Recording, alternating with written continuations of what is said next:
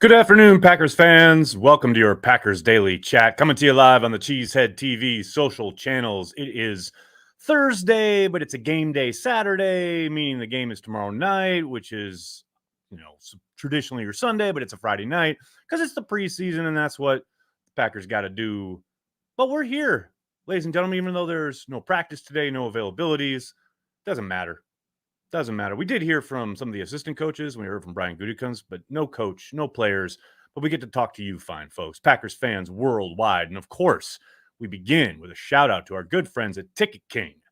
Ticket King has been based in Wisconsin since 1992, and our staff with experienced, friendly, and knowledgeable folks that can help you with anything Packers ticket related.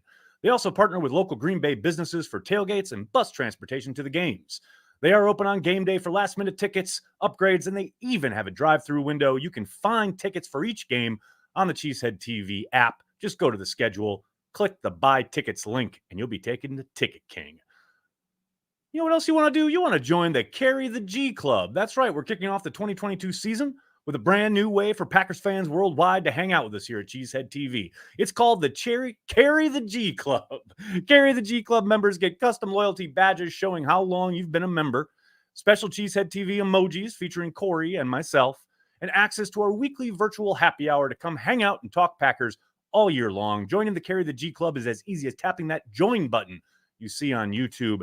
You get special emojis, people. What more do you need? Do it. Hello to everyone in the comments. Hello to TikTok. And shout out to everybody joining up. Look at this. We've got Banksy, the Banksy, joining the Carry the G Club. Thank you so much for joining. Patrick, thank you for joining the Carry the G Club. Greatly appreciated. And Faraz just starts us off with the best comment ever. The Bears still suck. I mean, we can really just shut down the chat now because you've covered it all. Packers going to the bowl. I love the audacity, TikTok. I love the chutzpah. That's what I'm talking about. Keep it there. Keep it there. Was it difficult to hide your fandom when working the beat? Not really. The facade only really cracked one time, and that was down in Dallas. I may have exclaimed something at some point during that divisional playoff game, and Ryan Wood had to remind me there's no cheering in the press box. Kind of got caught up with the personnel people behind us and in the moment. But other than that, no, not really. Oz, did I miss an extra happy hour yesterday? No, sir. No extra happy hour yesterday. We had a happy hour Tuesday, which I saw you at. Nags, Barry starts outside of the doghouse this year. Brandy Lewis with a development, ladies and gentlemen. Wow. I think it's been a long time since a defensive coordinator began the season outside of Brandy's doghouse, entering the beginning of the regular season in week 1. This is a huge development. I saw the pub about Romeo. What about Christian? Any glimpses during joint practice? Well, I haven't been in Green Bay, so the little that we know about Christian from those joint practices is that he's doing lots of walkthrough stuff, but I don't believe he did anything full speed on either the ones or the twos. I think he's still doing some walkthrough stuff with the ones and doing some jog through stuff, but I don't believe he was competing in any of the live reps yet. I think some of that will start next week, but we won't get to see a lot of that because the open practices have ended. I did mention yesterday I thought there were a few more next week, but that is incorrect. They last open practice was yesterday, which means the media will have basically essentially like 10, 15 minutes of availability at the start of a practice going forward, and then they'll be shooed out once teamwork begins. JP, thank you for the super chat. I don't see a join button, so take this instead, Nags. Thank you, JP. If you're on mobile, it is difficult, if not impossible, to find. If you go to the desktop, you'll see it either on the video page or on the homepage of the channel. It's a little wonky that way. But thank you very much. I greatly appreciate it, man. When will Savage be back? Good question, Kirk. I would suspect probably not until after the preseason is over. Maybe they bring him back for practice next week. I would be absolutely shocked if he plays in the final preseason game. They've got a bye week after that, the mini bye heading into the start of week 1. I suspect there's a good chance they just shut him down until practice starts for the Vikings. Maybe they bring him back a little bit sooner than that, but he knows the system. He knows his assignments. He's probably ready to go once by the time he got hurt on family night, they had done most of their installs at that point. And a lot of that is just reworking and kind of reinforcing what they did over the offseason. So I would be surprised if they got him back any sooner than, at least maybe into that final preseason game during practice, but certainly not for the preseason game. Moises, thanks to the super chat. Hey, Nags, what similarities and differences do you see between Jordan and Aaron's reception in Green Bay by fans? Thanks for what you do. We'll join soon. Oh, Moises, man, the super chat's very, very welcome and appreciated. Thank you. Yeah, it's interesting. I just had a little response to someone here on the YouTube channel talking about how Jordan Love ain't it. Look, I don't know if Jordan Love is it. I don't know what Jordan Love's future holds, but I can tell you he's gotten better every summer, just like Aaron Rodgers did. And I'm not sitting here telling you he's going to be Aaron Rodgers. Nobody is going to be Aaron Rodgers. But to write him off because you didn't like the pick, which is so clear for everybody who's got this irrational Jordan Love hate, let it play out, man. And it's always a man. Let it play out. He looks better every year. That's a good thing, especially if you're a Packers fan. Why you want to root for this kid's demise is absolutely beyond me. As far as the similarities and differences, the receptions, it's interesting because I think Aaron's demeanor has helped in that regard. Obviously, things got a little crazy and awkward last summer when Aaron was, demonstrating his dissatisfaction with the front office. But really, Jordan wasn't kind of privy to most of that. He actually got more work because of it, because Aaron stayed away all offseason. But I think Aaron's kind of embracing of Aaron as a teammate in a way that, yes, I know Favre and Rodgers have patched things up and they say nice things about each other, especially about Aaron's time backing Brett up. But Brett was a little bit colder and famously had the, it's not my job to mentor Aaron Rodgers, to get Aaron Rodgers ready. And I think fans really fed off of that in a way that while there are certainly Jordan Love haters, apparently always will be, I think Aaron's demeanor towards Jordan has helped a little bit in that regard. To me, that's one of the major differences that you can note between the two situations.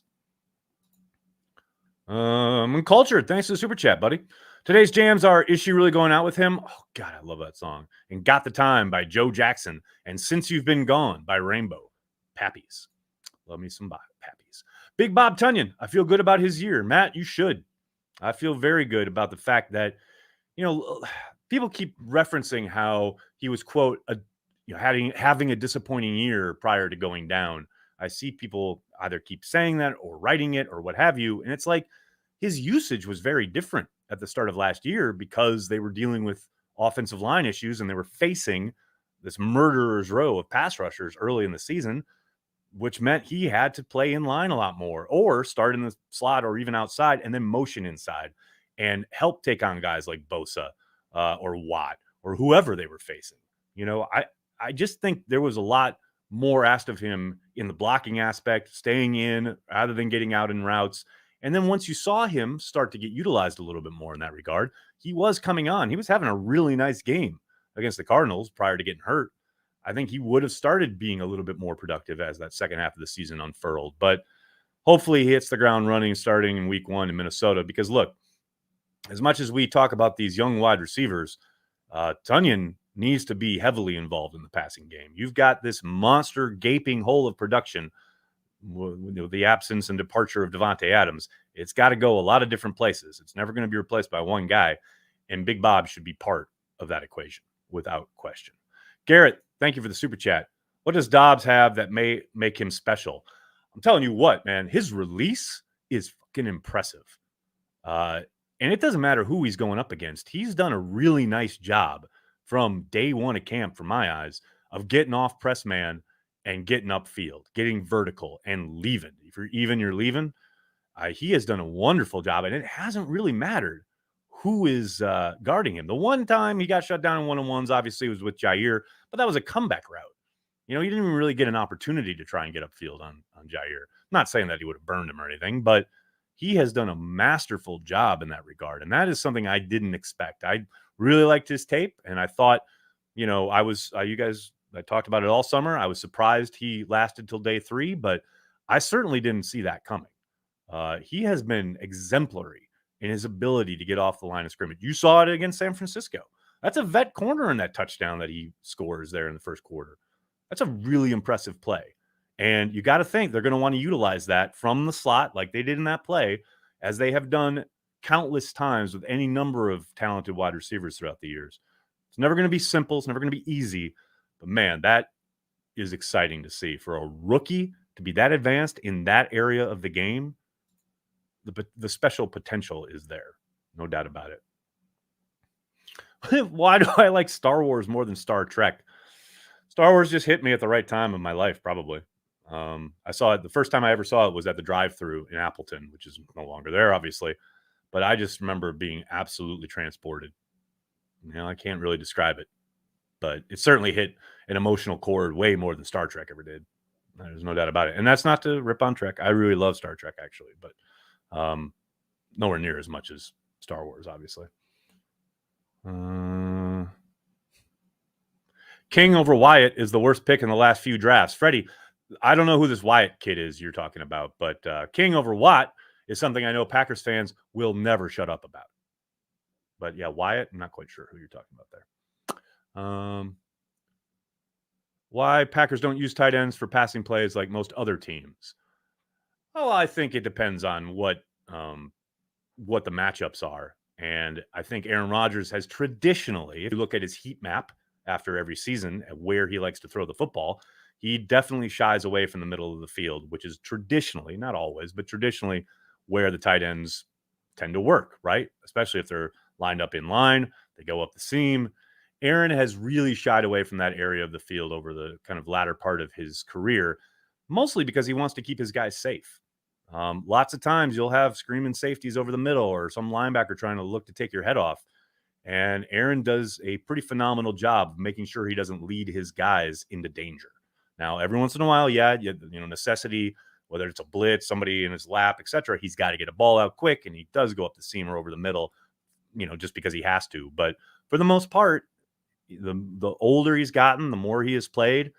I mean, you don't take my word for it. Look at the heat maps. Look at where he throws at the end of every season. I think ESPN has their next gen stats that does a map of where every throw is gone, and it's almost always like this. Like the middle of the field is always not open. Obviously, he throws it there sometimes, but for the most part, is an area that he likes to avoid for that reason. And he's talked about this. I'm not telling tales out of school. He's talked about it. He's going to throw there if the guy's open and he can lead a guy away from danger, but he's never going to try and, quote unquote, fit one in and get a medicine ball for his guy. Uncultured, thanks to the super chat. I like both Star Wars and Star Trek. Star Trek gives me memories of being a kid and being curled up on the floor watching with the family. I mean, it was a television experience, right? As opposed to Star Wars, which was a theatrical experience until, of course, the motion picture came out. Now Star Trek's made 1 million films. But yeah, for me, it was very much kind of the opposite. I was very much the family aspect of it was Star Wars because I went to see it with my family. I remember one of the very first memories of my life outside of going to see the Packers at Lambeau was being in a full parking lot, not being able to get into Star Wars. That first summer it was released. It took us weeks to get to see it because it was sold out every time we tried to go. Dustin, thanks for the super chat. Nags, I have a fever, and the only prescription is a Lebowski watch party. I think the bye week would do perfectly. Dustin, let's make it happen. I'm in. I'm all over. Let's do it. Come on now. Slayton going to jam the red rifle tomorrow. Come on, Brandy. I was just rewatching that 49ers game from Friday night, and damn, he had a nice game. I am all in on this kid. No doubt about it. Nags, you asked about win totals yesterday. Green Bay win total is set at 11. 11. But these go to 11. Name that movie. Come on, old people. But these go to 11. Give me the over on that. I'll definitely take the over. Jonathan, thanks to the super chat. I worry that LaFleur's statements on Watkins' role in the offense were premature with Winfrey's improvement and now Torre starting to show up too.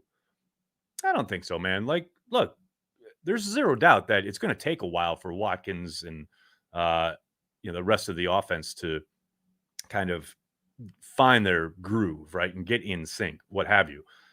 But yeah, no, I think Watkins will be involved early and often. Now, will he always be automatically on the same page as Rodgers? No. But look, Torrey has looked good, obviously, against the twos and the threes and even the preseason work, etc. Don't don't make the mistake of thinking that he's arrived and is going to just be thrust into the starting lineup anytime soon. That is not going to happen. Whereas Watkins will have the opportunity right from the jump to play with the ones against the Vikings, first snap of the game, most likely. So I hear what you're saying. The young guys are starting to develop, and it's really nice, but they got a long way to go before they crack that rotation with any regularity the way Sammy will be. I think a lot of what we've seen with Sammy, and I know Andy and I talked about this on Twitter last week or so. He had a quiet camp. I know Aaron talked about what a good practice he had a couple days ago, that first practice against the Saints. It does seem like, and I think Matt kind of alluded to this, Sammy is a vet. He's played a ton of football, been in the league a long time. He knows what his body needs to get right. He knows kind of how to play football, right? Now he's learning the intricacies and what's necessary to play Packers football with Aaron Rodgers. And that's going to be a process, but he's got a wealth of knowledge to draw from that these rookies do not. Experiences, by the barrelful that the rookies do not. When it comes to how defenses play, what leverage they can look at, what the rotations of the safeties mean, and how to sit down in certain parts of the zone where Aaron's going to be looking, except all that stuff that, he's just picked up through years of playing in the NFL, which these other kids are going to have to, obviously take their time to learn. Any chance Murphy took on more of a football role in 2018, so when he retires, he can split the role of president of football ops, Russ Ball, and president of operations, Ed Policy? That's a thought, man. I tend to doubt it. I don't think I see that coming down the pike. I think, Murphy may have that thought, but he's not the one who gets to make that choice. That would have to be approved by the executive committee and over the board. And I don't imagine that's going to change anytime soon. I think Policy will be your CEO, most likely. And now he may delegate in certain ways or have different ideas than Murphy and how things operate at 1265. But I think it's pretty clear he's going to be the one. He's kind of not fast-tracked, but he's the one in line for Murphy's job next. On Culture, thanks again, buddy. Only way I got to see Star Wars is that it was in the theater for so long. My mom took a bunch of us so we'd shut up about it. I feel you, man. I wouldn't shut up about it. I wanted to go like every day that summer. I remember that. I'm going to the Cowboys game in November. Well, that's awesome, Evan. I'll have a day to run around. I believe you posted a video about things to do in Green Bay, but what one restaurant or bar is a must? Thanks, you rock. Evan, across the street, especially if it's the day before the game. Don't go there on game day because it gets nuts. But the day before the game, you want to go to Kroll's across the street from Lambeau. Get the Butterburger, get a Spotted Cow. Don't listen to all the yahoos who talk about, Spotted Cow's not even their best beer, or Kroll's East is better than West. Safely set all those people to ignore. Go to Kroll's, get the Butterburger, get Spotted Cow, and enjoy your life because that's what you'll be doing. Cripes, Mandrich over Sanders. Now, there was the crime if we're going there. Thank you, Matt. Like, people talk about, taking Kevin King as like this Mandrich-like folly. And it's like, people, we've had bigger misses, much bigger misses. So let's just chill. Nags, biggest concern about the Packers going into the 2022 bowl run. It's probably going to be how many diamonds can they put on the ring without it, being unwearable.